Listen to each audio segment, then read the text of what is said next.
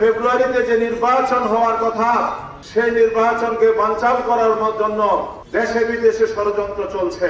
আমরা বিশ্বাস করি নেত্রী সুস্থ হবেন। এত মানুষের দোয়া, নেত্রী মোটামুটি ভালো আছেন, তার অবস্থার অবনতি হয় নাই, ধীরে ধীরে কিছুটা উন্নতি হয়েছে, এটুকু আমরা জানতে পেরেছি।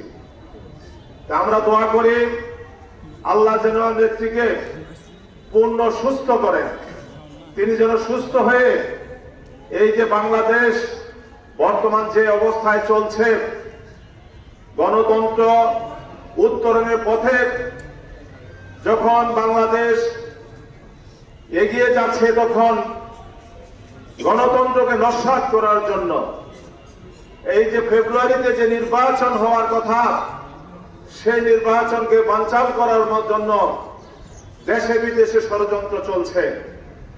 এই অবস্থায় একটা সুষ্ঠু নির্বাচনের মাধ্যমে গণতান্ত্রিক সরকারের হাতে দেশ পরিচালনার দায়িত্ব দেওয়া অত্যন্ত গুরুত্বপূর্ণ, এবং এই গুরুত্বপূর্ণ দায়িত্ব পালনের জন্য দেশনেত্রী বেগম খালেদা জিয়াকে অত্যন্ত প্রয়োজন, এবং তিনিই পারেন বর্তমান এই অবস্থা থেকে জাতিকে উত্তরণ করে একটি গণতান্ত্রিক রাষ্ট্রের দিকে নিয়ে যেতে। আমরা বিশ্বাস করি নেত্রী সুস্থ হবেন। এত মানুষের দোয়া, দল মত নির্বিশেষে তার জন্য দোয়া করছেন। যারা তার সমালোচনা করেন, সেই সমালোচকরাও তার জন্য দোয়া করছেন। আজকে নেত্রী শুধুমাত্র বাংলাদেশ জাতীয়তাবাদী দলের নেত্রী নন, তিনি আজকে সকল দলের, সকল ধর্মের, সকল গোত্রের, সকল সম্প্রদায়ের নেতৃত্বে পরিণত হয়েছেন। তিনি আজকে বাংলাদেশের সার্বজনীন নেত্রী। মাত্র 30% টাকায় জমির মালিক হয়ে নতুন বাংলাদেশের গড়ে তোলার স্বপ্ন দেখা বাংলা বসতি। সেই নেত্রীর জন্য আমরা এই দোয়ার আয়োজন করতে পেরেছি। আপনারা যারা উপস্থিত হয়েছেন সকলেই মিলে চলেন আল্লাহর কাছে শুকরিয়া আদায় করি যে আল্লাহ আমাদেরকে নেত্রী সুস্থতা কামনার একটা দোয়াতে অংশগ্রহণ করা তৌফিক দান করেছেন। আজকে দেখেন এভার কেয়ার হাসপাতাল, হাজার হাজার মানুষ সেখানে, কিন্তু যারা গিয়েছেন তারা জানেন যে কোনোভাবেই নেত্রীকে দেখা সম্ভব না, নেত্রীর কাছে যাওয়া সম্ভব না।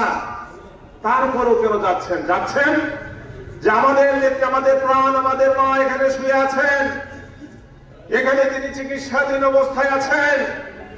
তার কাছাকাছি গেলে একটু মনের শান্তি, একটু আবেগের সমাপ্তি, একটু আবেগের বহিঃপ্রকাশ, এই জন্যই কিন্তু সবাই যাচ্ছেন। আমি অনেকেই দেখেছি সেই বাংলাদেশের বিভিন্ন জেলা থেকে তারা এসেছেন অ্যাপোলো হাসপাতালে শুধু নেত্রীর কাছাকাছি থেকে একটু নেত্রীর জন্য দোয়া করার জন্য। হাজার হাজার বাংলাদেশ থেকে এসে আজকে সেখানে ভিড় করছেন। এটা কিন্তু টাকা পয়সা দিয়ে হয় না, এটা শুধু ভালোবাসার প্রকাশ, এটা শুধু আবেগের বহিঃপ্রকাশ।